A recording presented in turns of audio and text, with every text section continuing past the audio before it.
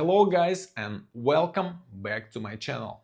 Let's quickly review last week in the markets and also look ahead. Next week is going to be even busier and potentially more important. Last week was a mix of macro data and political headlines. It showed again how sensitive markets are to news and expectations. It was an emotional week for investors because of one key event, which was President Trump's speech in Davos. Right before he spoke, markets were really nervous. Volatility picked up. The VIX hit the low 20s, signaling growing worries. And after Trump spoke, the mood changed fast. His words were optimistic about the stock market and economic growth in general. Sentiment improved almost straight away and risk-on mood returned and markets stabilized. This shows how strong political rhetoric can be, especially from the United States president. On the macro side, US GDP came in very strong, 4.4%, which is above expectations. The economy is still growing at a solid pace. Initial jobless claims were also released and the labor market remains resilient. There is also so-called Trueflation, which is an alternative inflation measure. Unlike CPI or PCE, it tracks real-time price changes using millions of data points.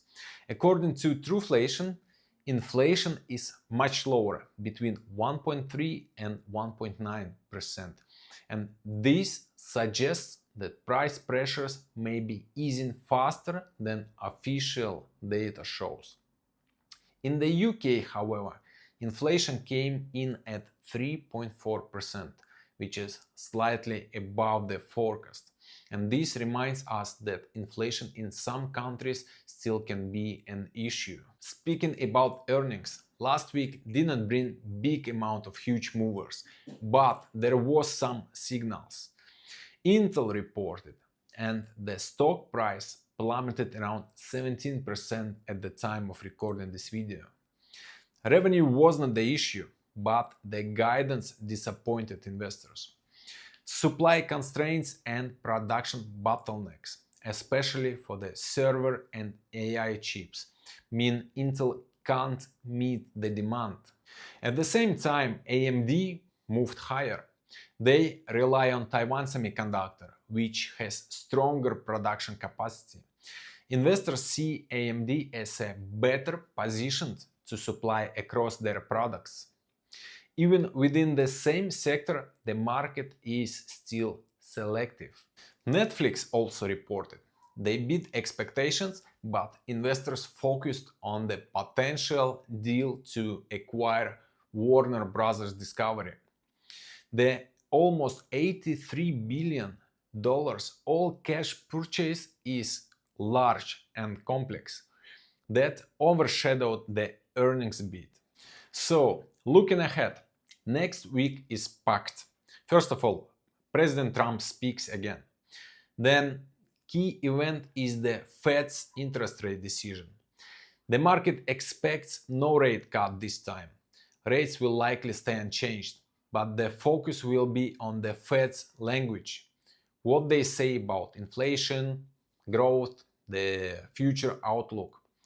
We'll also see macro data like German GDP, German CPI and US initial jobless claims again.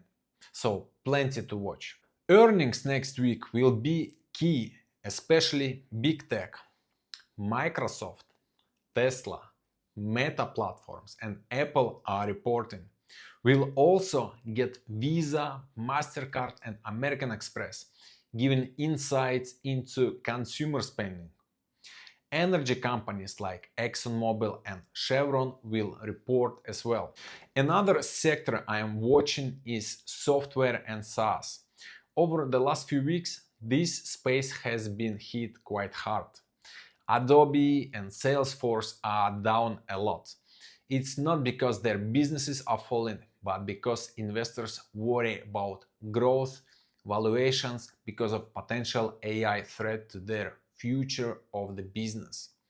Many of these are now among the most hated stocks in the market, and upcoming earnings will be very important.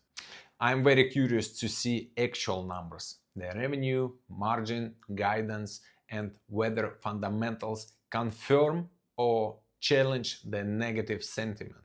Finally, a quick note on wind energy. President Trump criticized it again, saying it kills the birds and ruins the landscapes, calling all of it as a green new scam. But globally, things look different. In Europe, for instance, the Baltic region targets up to 50 gigawatts of offshore wind.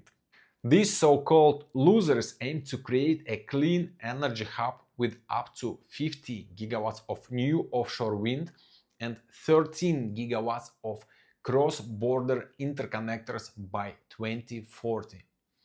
In Asia, momentum is also building.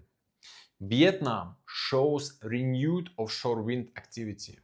So we see a contrast: US political resistance versus continued investment in Europe and Asia. It will be interesting to watch. By the way, Google has been investing a lot into renewables consistently since 2007.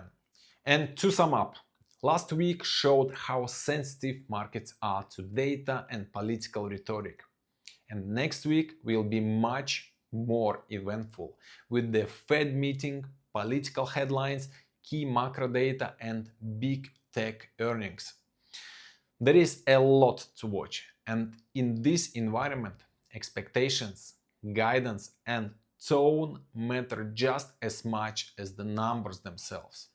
Thanks for watching this video, and I'll see you in the next one, and have a great day.